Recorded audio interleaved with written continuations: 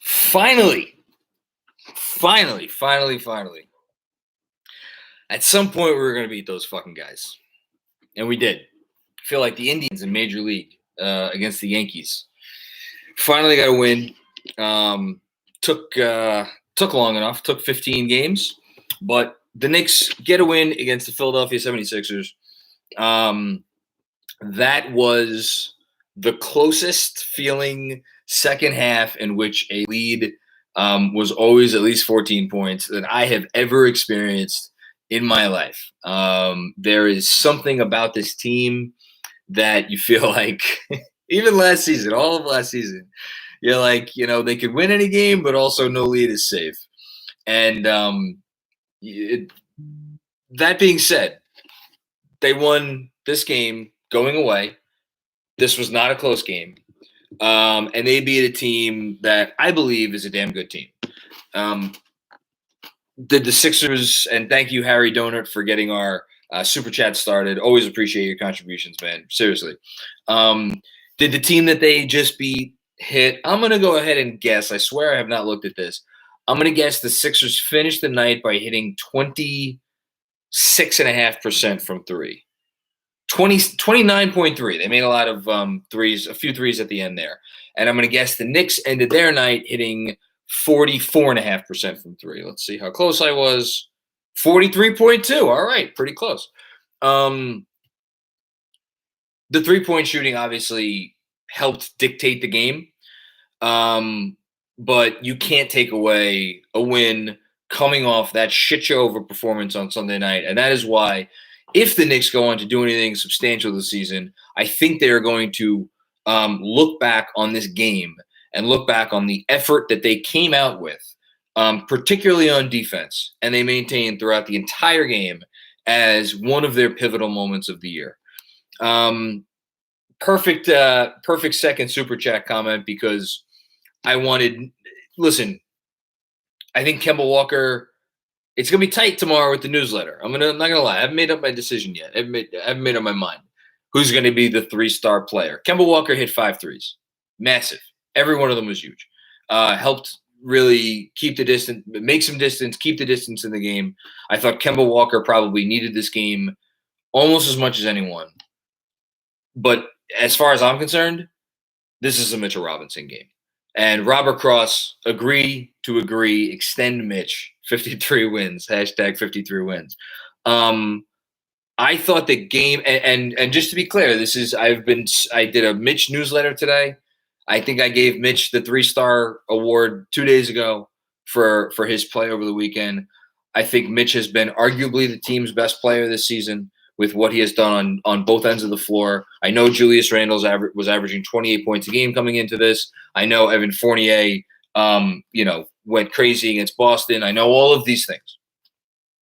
What Mitchell Robinson has done, coming off an offseason in which his place on the team, and quite frankly, his place as one of the up-and-coming, really important young players in the league, I think was tenuous all of a sudden. And I think it was tenuous because, he went down last year. And on paper, depending on which stats you like to look at and which stats you care to put aside, you could make the argument that the Knicks didn't drop off that much. Now, the eye test revealed otherwise. We remembered what Mitch is capable of doing, pick-and-roll defense, a certain modicum of rim protection that, I'm sorry, but Nerlens Noel doesn't offer. And most importantly, what he does with offensive rebounds, where he was one of the best offensive rebounders in the league really since he came into the league. Since midway through his rookie year, that's when he really started to turn it on in terms of offensive rebounds.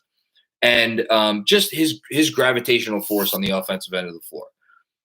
The piece that was always missing is, it was like the old Dikembe Mutombo thing. He won I don't know how many Defensive Player of the Year awards, but when you put him up against a real guy, a Shaq, right? Dikembe Mutombo, it was like he didn't exist. And for as much as we sung Mitchell Robinson's praises over the years, when he would go up against a guy like Embiid, and it wasn't just Embiid, it could be Jokic, I think, had his way with him a few times. I'm sure there were a couple other games I'm forgetting. It's like, all right, it's cute what you're doing in some of these games that don't matter, But when you come up against the big boys, well, guess what?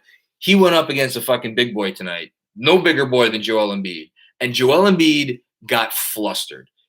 I'm going to say it. I think he was in Joel Embiid's head. And I know Joel Embiid got him a few times. He got him to pump fake 16 feet out. He drew a few fouls. I don't give a shit. This is the guy who finished second in MVP last year and probably would have won the award had he played 10 more games. And Mitchell Robinson absolutely locked him the hell down. I don't care what Mitchell Robinson's stat line was after this game. Literally couldn't give a shit less. What Mitchell Robinson did tonight was nothing short of a massive signal to the Knicks and to everybody around the league that I am going to be one of the centers that is going to be reckoned with in the NBA for the foreseeable future. That's how important this game was for Mitchell Robinson. And I cannot speak highly enough about it. We've all heard the whispers about his professionalism, work ethic, whatever you want to say. Well, guess what? The guy went in the gym. He put on, I don't know how many pounds of muscle over the summer. And he apparently took his shit very seriously. And if you're the Knicks, I don't know what his representation wants right now. I don't know what they're asking for. But if you could get this guy on the contract that is the most that they could offer him right now, which is 4 years, approximately $54 million, even if you get him on that for 3 years, maybe he wants to get out early, maybe he wants a player option, I don't know. Lock him up. Lock this guy up. Because you can't get centers like this on trees. And what he did tonight was incredibly valuable. Shout out to Mitch Robinson. Really happy to see this one. Okay, let's get to the super chat, and we'll talk a little bit more about this game. Leon C. Knicks fan PTSD is real. You goddamn right it's real. I was so nervous when they went cold from three. Glad to be proven wrong. Great game from this team. Yeah, I said on the halftime Zoom, I think they were shooting 62% from deep at halftime. I said at some point they're going to go cold from deep in this game, and I'm going to be really interested to see how their offense responds to get them through that step. And I would be shocked if this did not turn into a close game, at least a little bit down the stretch. Well, it didn't really turn into a close game down the stretch. And the reason that it didn't turn into a close game down the stretch is because I think their defense never let up, one. And two, if we're keeping it 100, the Sixers missed some threes that they should make. I think this game deserved to be a closer game. But at the same time, the Knicks, you don't get to that level of elite. I think they got to that level of elite legitimately. Granted, the Sixers weren't making any threes in the first half either. But in the second half, when a team gets up by 20 some odd points, it's almost impossible not to have a little bit of letdown. I did think they had a little bit of letdown there. It's the fact that they did not let it ever get below double digits, below 14 points in the second half, I thought was huge. Brian Carter, shout out to Mitch for staying in that game. He got his fifth foul late in the third, but was able to hold on. Absolutely massive. And he's fouled out. I mean, he would have fouled out of this game a year ago. Without question, he would have fouled out of this game a year ago, and he didn't. Jeremy Chase, thank you for contributing to the super chat. Mitch was amazing on Embiid tonight, and Embiid settling for threes is even better. You got that right. Mitch was a force and loved the dish to IQ. Thank you. The most important thing that I don't know. What is Mark? I'm sorry. Mark Stein just tweeted out, Knicks score just made its way back to press row in Dallas. Big bounce back after Sunday. Oh, okay. Mark Stein just recognizing the Knicks. Good for Mark Stein. Thank you, Mark Stein. Fellow Substacker. We see these videos of Mitchell Robinson in the summer doing nonsense. By the way, not this summer, not with this coaching staff, but in the past, doing these high dribbles and shooting threes and whatever other bullshit. All you got to do, big guy, is make the simple pass. Make the simple pass. Make the read. Read the court. And read the court quickly. He's shown evidence of it in the past, not nearly consistently enough. We've now seen two really high-level passes from Mitchell Robinson this year. The swing pass or the hook pass, I don't know what you'd call it, to Evan Fournier in game one, and then the pass quickly tonight. Absolutely wonderful job pointing out that, Jeremy Chase. Thank you. Josh Arison, not saying it'll happen, Well, what if we're living in a world where the Knicks and the Bulls compete all season for the 1 seed? That would be wild. Um, I talked a lot about the Bulls on tomorrow's podcast with someone who actually covers the Bulls, so check that out. Look, the Bulls haven't played anybody yet, but I think the Bulls are legit. I think they'll be good. Um,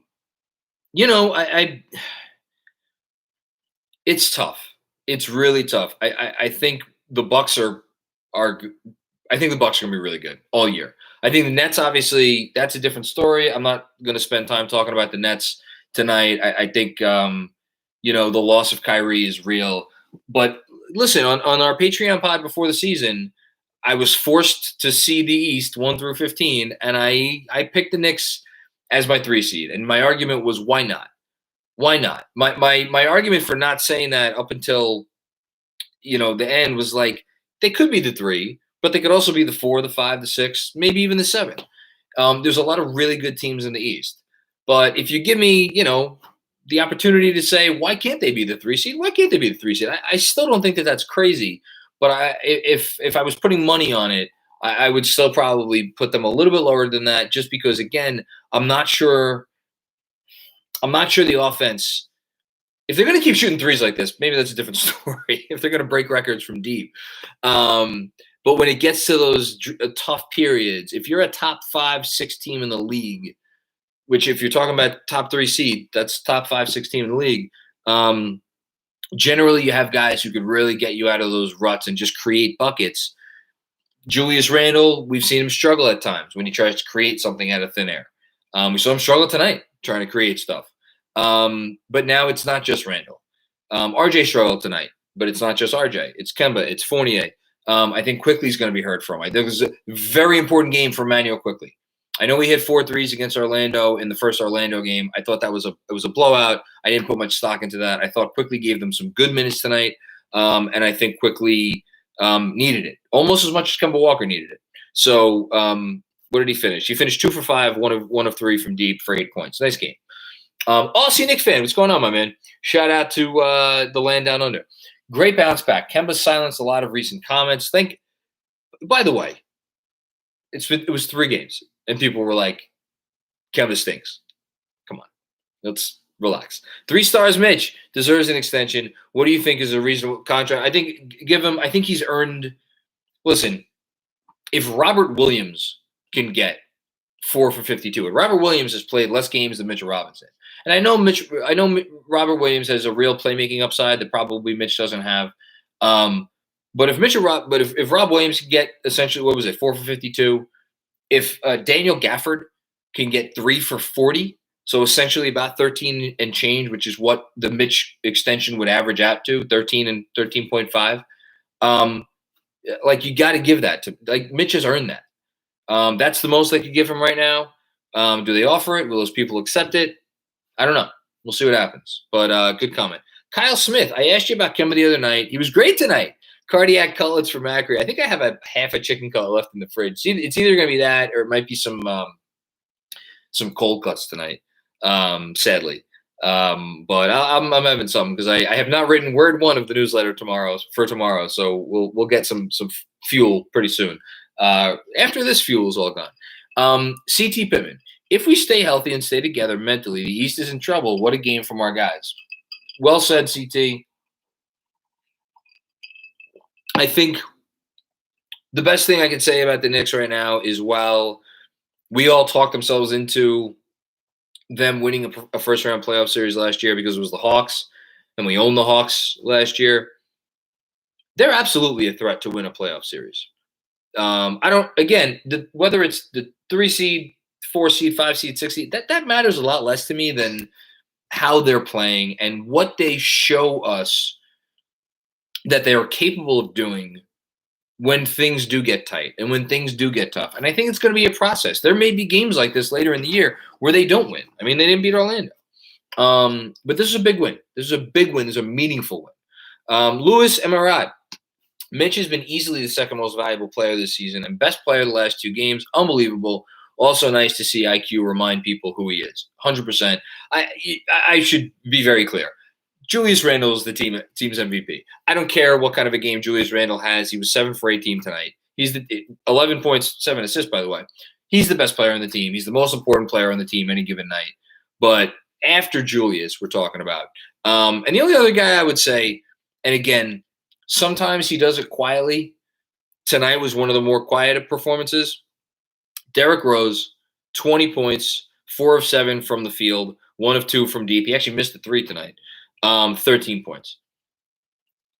Derrick Rose never isn't vital to what this team does. Every time their bench unit does something good, he's in the middle of it.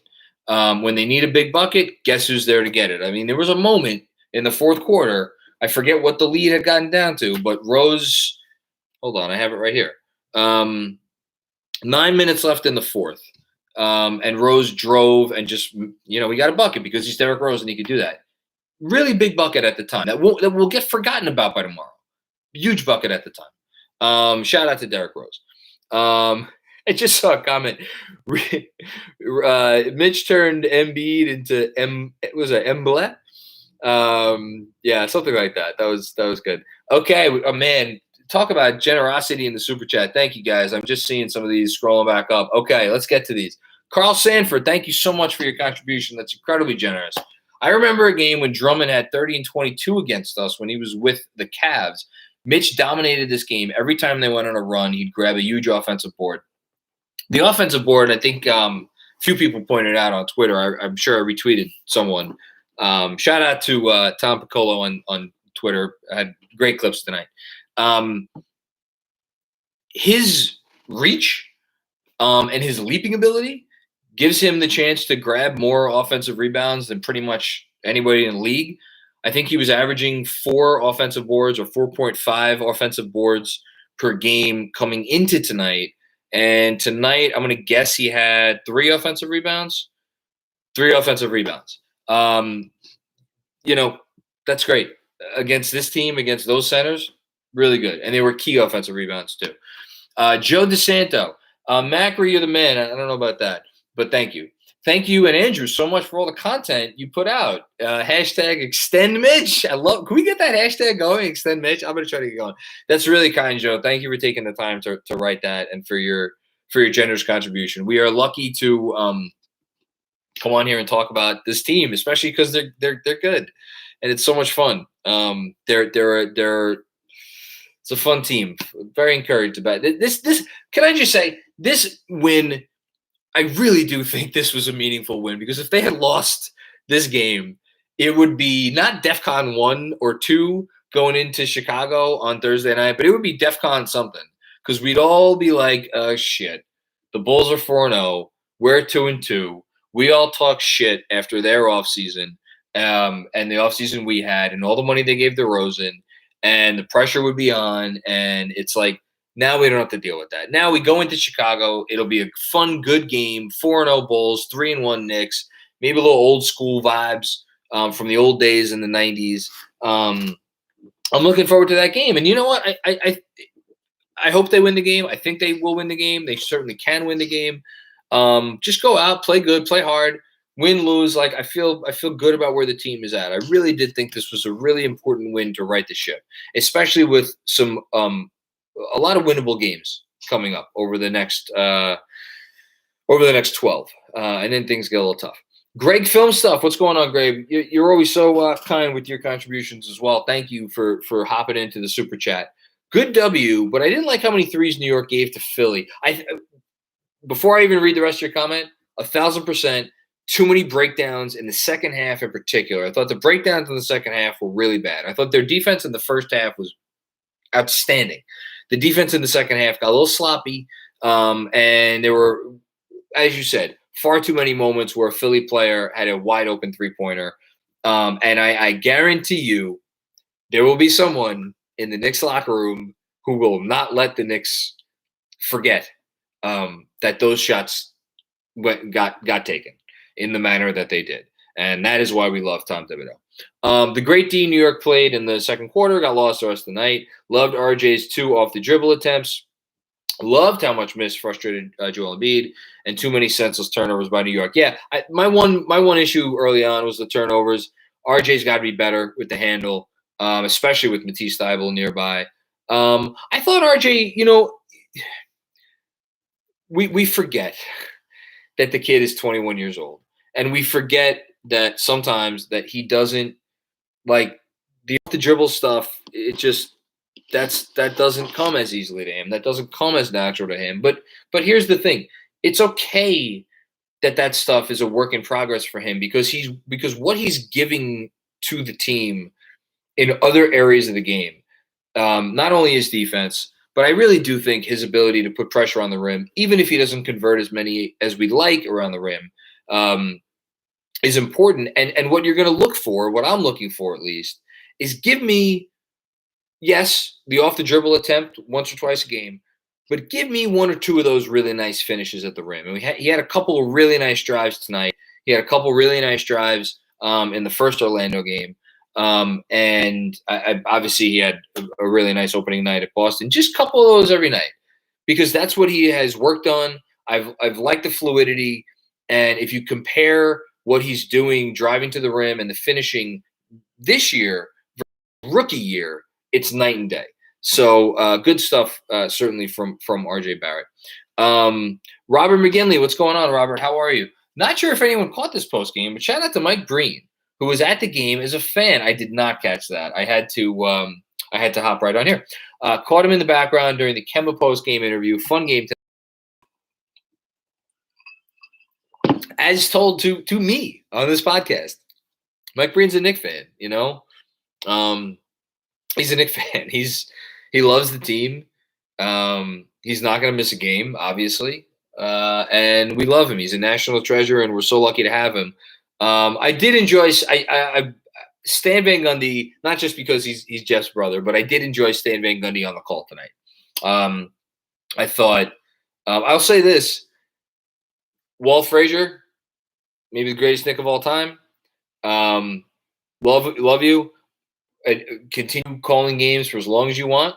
But if the day should come when Walt decides to hang it up, I don't know what it would cost to get Stan Van Gundy to be Mike Breen's partner for Knick games.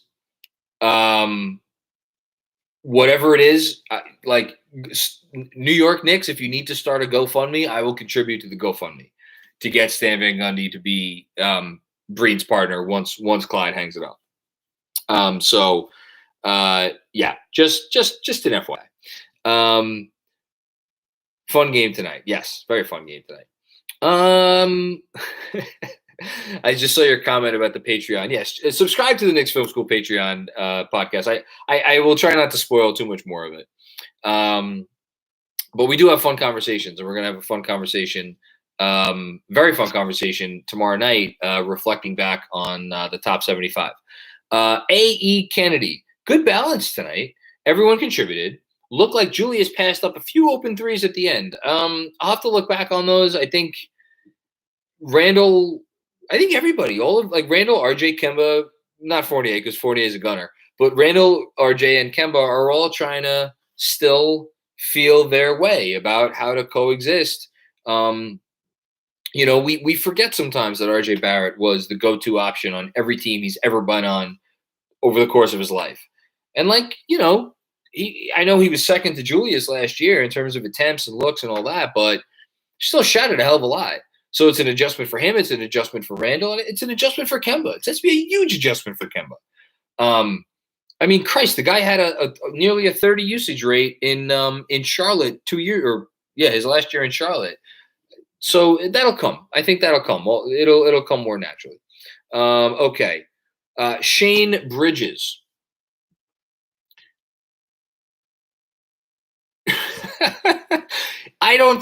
Okay. So am I allowed to read this? So Andrew just texted me. You have Jeff sitting right there and you want to replace Clyde with his brother. I love Jeff on the national broadcast. I want to keep Jeff on the national broadcast. I love the fact that an ex-Knick head coach is a member of the national broadcast team with, by the way, Mike Breen. I love that combo. Look, of course I would take Jeff. But I would love Stan too. I would love both of them. I think they're both fantastic. I think Stan gives a really good call. What can I say? Okay, hold on. Let me catch up here. Man, you guys are on fire tonight. Thank you so much. Shane Bridges, giddy from down under. I know it's early, but loving how egos aren't getting in the way of different guys getting their shine from moment to moment. There's no egos on this team. I feel really comfortable saying there's no egos on this team. And thank God for that. Obi's finger roll game is everything for me right now. Oh my God, I've been talking for 25 fucking minutes. I haven't mentioned Obi Toppin. What was Obi Toppin's final stat line? 12 minutes, 4 of 7 from the field, 13 points, 3 rebounds, 1 assist. No, I'm looking at the wrong thing. Sorry, that is not Obi Toppin's stat line. Obi Toppin's stat line, 9 points, 4 of 7 from the field, 0 of 1 from deep. I was reading George's Niang's stat line. Whatever. Again, stat line doesn't matter. You know what matters? The energy that Obi Toppin brings when he comes in the game, and the fact that he just ups the volume from whatever it is to like an 11. Is it always going to work out great? No. But I love when it happens. I think we all love when it happens. He's kind of filling Quickly's shoes from last year. It's imagine if Quickly gets going and we get the Quickly from last year with the Obi from this year. Man, that's going to be great. And the other thing, let me just say, because I was, trumpeting as loudly as anyone. Obi's got to get his minutes. Obi's got to get his minutes. Obi's got to get his minutes. If 12 is the minimum in terms of the minutes he gets, 6 minutes each, because don't forget, last year he ended up averaging 10 minutes a game. But the 10-minute or 11-minute average or whatever it was due to the fact that he saw a lot of garbage time in some games. There were a lot of games where Obi got 7 minutes or 8 minutes or 9 minutes. I think 12 could be the minimum. I think 12 is a fair minimum because there's going to be other games where he gets 14, 15, 16, and then there's going to be games where he gets upwards of 20.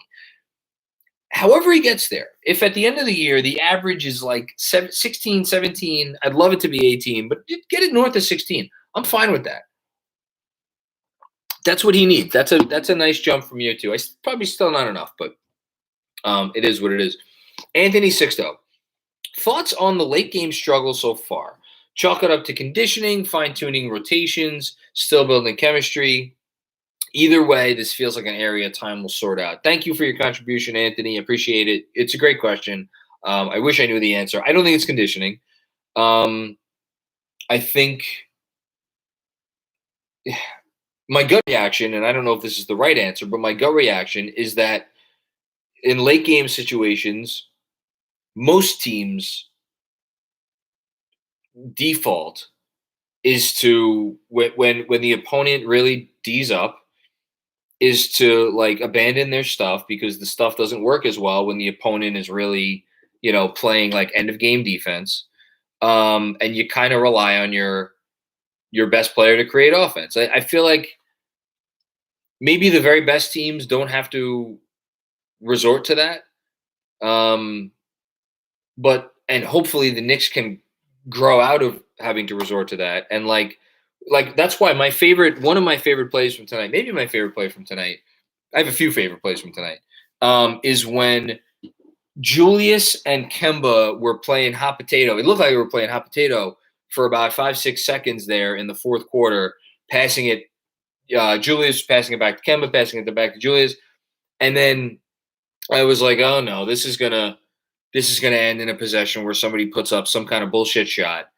And yet, at the last second, I think it was Randall who found somebody. Was it Mitch? I'm sorry, I'm forgetting who he found, but Julius made a really nice pass, and I thought that was a really important play. And I think if I recall correctly, I think that may have given them a 17-point lead and it really put the game away. So, to your point, I think that stuff is going to come. And I think it comes with trust, and I think it comes with just experience playing with each other. So I guess still building chemistry would be my answer to that question. Again, shout out to everybody in here, by the way. We do have almost 1,000 people here. Don't forget, hit the like button if you don't mind. It helps us, I guess, get noticed. Likes are good. We like likes. But be gentle. Don't slam it. Just gently hit the like button. Dan Gottlieb, what's going on, Dan? Beyond very real Mitch hype, Obi is feeding growing off the MSG love, and Fournier looking like a shot of adrenaline. I love Fournier. He's going to have his 3 for 18 games. I don't care. Don't care in the least. Give me all the Evan Fournier. Need City Edition Kemba jersey ASAP. I want to see the City Edition jerseys. I like these jerseys. My wife is less high on them. She thinks they look like plain or like stodgy or whatever. I dig these. Maybe it's the nostalgia. Maybe it's because I appreciate the fact that this organization is 75 years old. But I like these jerseys. I'm a fan of them. But yeah, no, I'd love to see the City Edition Kemba for sure. Hush Zoo, RJ will be fine. I agree. I agree. I should know what meme that is. Your boy Benz. I think some staggering RJ minutes with the bench as the engine would level him up. Bing bong. That's what it is. I think I said bingo bong earlier tonight on Twitter, and some people were getting after me about that. What is this? I just gotta. The last, according to Tommy Beer, the last Knick point guard with at least 5 made triples and 5 assists in the same game was Brandon Jennings in February of 2017. How about them apples? Shout out to my man who just passed that along to me via DM. That's a nice stat. Staggering RJ minutes. Yeah, I'd like that. I don't know at whose expense. Like who's coming in late, or are other guys coming in early? Like, that's one of those Thibodeau things. He likes to have these flights, and I think, well, I do agree that would maybe help RJ out. I think part of the reason this bench unit now, we have more than a year of evidence that they're one of the best bench units in the league, is because they do have that consistency, and because they do know how to play with each other really well. And well, I think that maybe there's it's worth a little bit of experimentation here and there. I'm not sure that's something that we're going to see anytime soon. Several people are getting on me about me saying the wrong Van Gundy. Well, you guys don't like Stan? Jesus Christ, I love Stan Van Gundy on the call. Okay, let's get back to it. Kevin Danishevsky. What I liked about Kevin tonight was that his defense was better. He good effort all the way through. I didn't feel like they exploited him one bit. So good comment. Some really important charges earlier. Yeah, just again, for a guy with the knee issues, he's barely 6 feet tall, whatever he is. For him to give up his body, and there was a call that was made in the first half in which he got called for a blocking foul. I didn't think it was a blocking foul. I thought it was a good charge, but that's another example. He gave up his body. That stuff is man, your teammates love that, and your teammates appreciate that. So, as much as it is certainly helping his defense, I think just the mentality that comes from that is huge too. Despite the scoring, I think Rose was even better. Look, Derrick Rose, I think I wrote it today. I think he's probably the better of the two guys right now. That could flip very easily. You know what? I don't care who's better. I love having the ability to play those two guys for 48 minutes. And I think those two guys together have a chance to be really special, a really special point guard combination. So, kudos to both of them. We don't need to say who's better. Jack Bailey. Did Mitch just have the quietest coming out party ever? His final stat line, I'll read it. His final stat line was 7 points on how many shots? 7 points on 3 shots, 5 fouls, no blocks. Did not get credited with a block. And that's amazing. This is why, just looking at blocks is not an accurate representation of who's really doing a good job defending the rim, because his deterrence tonight was obviously massive. Did have a steal, had the assist, 6 rebounds, 3 defensive, 3 offensive. Yeah, throw the stat line out the window tonight. Joel sat on the bench like his dog just died, and a good team win. Love seeing that extra pass. Yeah, 100%. Kevin Danishevsky, thanks again, Kevin. Always appreciate you, man. Also interested what Randall didn't get to the line tonight. He had a couple drives late that I thought were borderline out of control drives. Like it seemed like it was like the fourth quarter and the game was kind of put away, but like, I don't know. I didn't love Julius's game tonight. I'll be honest. Maybe that's a little harsh of me. Maybe we've just come to expect so much of Julius. Look, at the end of the day, Julius, you take him every night because the biggest difference between him this year and the biggest and him this year and last year and him his first year with the team was his defense. Like, I know he got beat on a backdoor cut. I get that. I know there are moments, that are less than stellar, but by and large, man, Julius Randle comes and brings the defense every single night. And I'm sorry, but if you're the best player on a team that's a good team, that's not the norm in the NBA. Some guys are exceptions, but like that Julius brings it every night on defense, even if he has games where maybe forces a little bit too much on offense, like he probably did tonight. Maybe isn't hitting as many shots. But at the end of the day, Julius Randle, 16 points, 7 rebounds. 11 rebounds, 7 assists.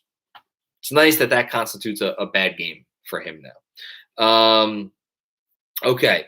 I think, Andrew, correct me if I'm wrong, I got to all of our Super Chat comments. I'm going to stay on for a few more minutes, and then I'm going to run because we have an intro to record for our podcast tomorrow. Just some other observations. Taj Gibson still working his way back, I think.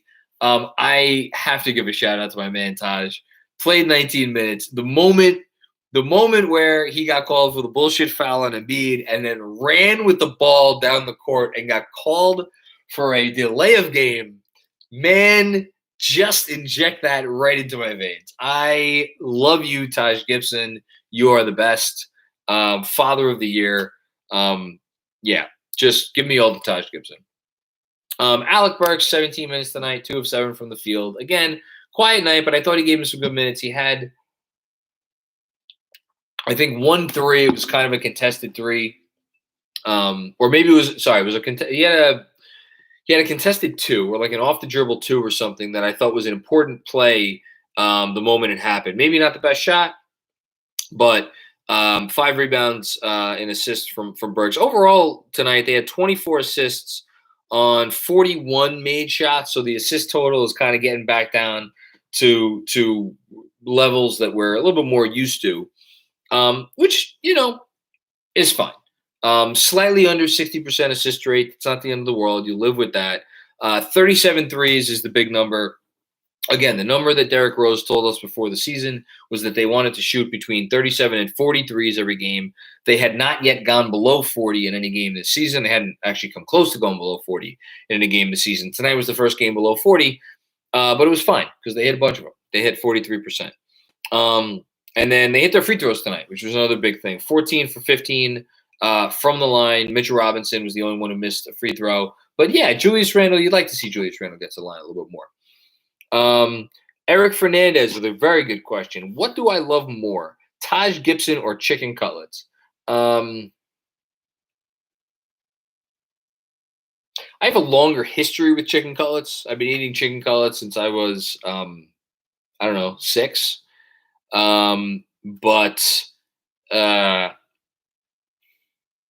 Man, like Taj is the chicken cutlet of the New York Knicks. Taj cutlets, Taj chicken. Either one works. That's a great question.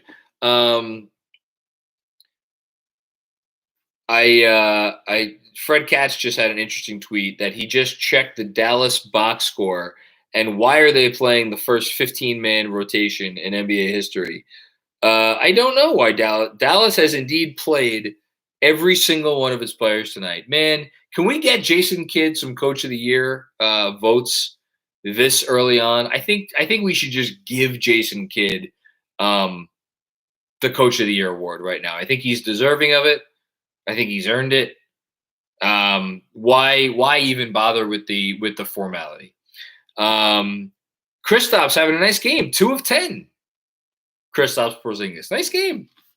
Is he hurt again? Is that? Yeah, good comment from Carson Caleb. They should have hired their guy Mosley. I know George Karl rubbed some folks the wrong way, but he loved Jamal Mosley. Loved Jamal Mosley.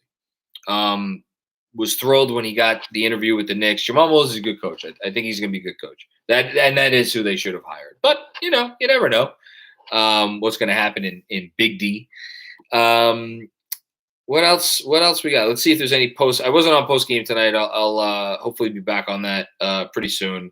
Didn't get my request in on time. Bad job by me. Oh yeah, Kristaps Porzingis is doubtful to return. Lower back tightness. There's a shocker. Julius Randle. Here's a quote from courtesy of Fred Katz. Julius Randle said he was sick from the Orlando loss. I didn't go to sleep until like 4 a.m. He said. Thibodeau talked about how he knew the Knicks took that loss personally, and they responded tonight. Absolutely. Yeah, this is I'll end by just repeating what I said to start the pod. Can't be overstated how big of a win this was. To come through and really just and they got down early too. They were down they were down in the first quarter. I think they were down by 6 points, 7 points in the first quarter. And I'm sorry, I do have to point out there was no pressure on this team last year. When you enter a season tied for the lowest over-under in the league, you're playing, that's house money all the way. And I do think the fact that they were playing with house money contributed a little bit to the fact that, hey, guys, why the fuck shouldn't we fuck around and make the playoffs? That's, I'm not trying to belittle their accomplishment last year. That's certainly not what I'm trying to do. But there are expectations on this team now. And let's be frank here. There have not been expectations on a New York Knicks basketball team since the 2013-14 season. And you know what they did in 2013-14? I hope I'm not getting ahead of myself. They shat the bed.